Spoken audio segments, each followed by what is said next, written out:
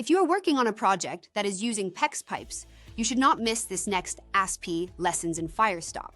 It doesn't matter if you are a plumber, a GC, a developer, if you are on the QC team, if you are a special inspector, a jurisdictional inspector, a fire investigator, or a lawyer working to protect your clients from construction defect, or even maintenance teams who may be replacing pipes. If you want to build better, this article will help. And so will joining ASPE, just saying. Welcome back to our Lessons in Firestop. In our last discussion, I told you that Firestop is lazy. Well, it's not so much lazy as it simply acts like most things in nature. It operates in the area of least resistance. The annular space, which is the distance from the inside edge of the opening to the outside edge of your pipe, or the pipe insulation, is what provides the resistance for the Firestop. If you are responsible for QA/QC and all you do is walk around after the Firestop is complete to make sure that you see red stuff around all of the pipes, then you are missing a critical piece because you can't see the annular space. I suggest to all inspectors and installers that you walk an area before the Firestop is installed so you can easily see what is going on beneath the Firestop. For those of you working with plastic pipe brackets, this next discussion is going to be important. I see it predominantly on wood-framed construction and in drywall, but I have seen it on Hambro-style floor ceiling assemblies as well. Plumbers in the field call them Mickey Mouse ears. They are made by various different companies. The picture to the right is an example of what I see in the field. Firestop was piled on top of the PEX pipe and the bracket, so if you were looking closely, it would be easy to assume that this was Firestopped and you wouldn't even know there was a problem. As you can see now that the Firestop has been removed, the bracket fills the annular space and the Firestop is just piled on top. If you have been following this Lessons in Firestop series, you know what is going to happen in a fire scenario. The Firestop will mushroom away from the opening and you will potentially have a hole in your fire-rated floor. You might think, it's just a small pipe. It will only leave a small hole, so it's not a big deal.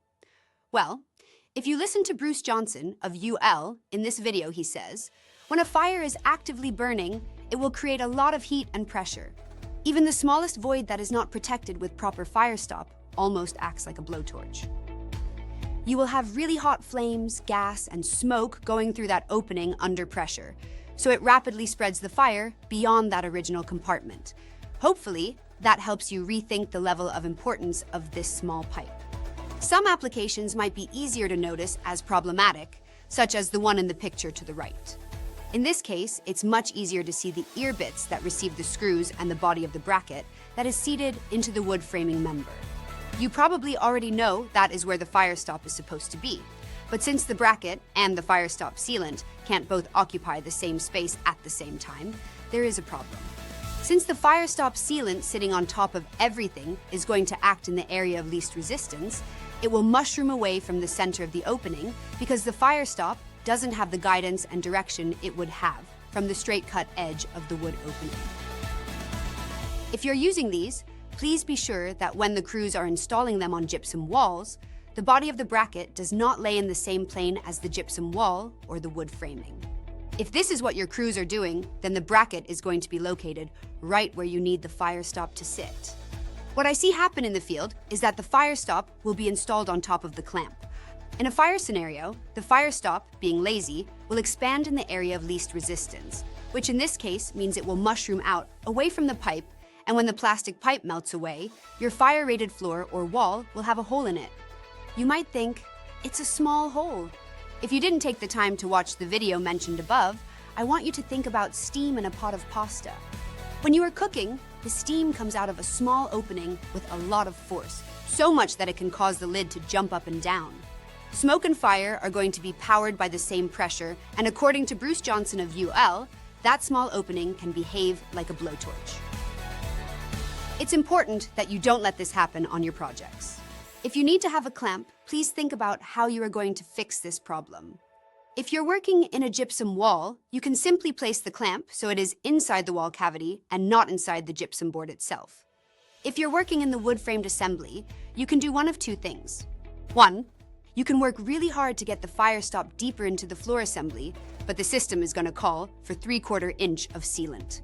You will have to really work to achieve this. 2, Alternately, you might be able to install it upside down. Please check with the bracket manufacturer to see what they think of this. If you are working in a Hambro-style floor ceiling assembly, that would be a G500 floor ceiling assembly, you will have to join us for the next lesson in Firestop when we will tackle that. Okay, that's all we have on this topic. Well, until next time, when we launch into a discussion about floor ceiling assemblies that have concrete floors rather than wood-framed floors. What did you think?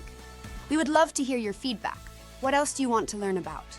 If you found this video helpful, please like, share, and comment so more people can see this.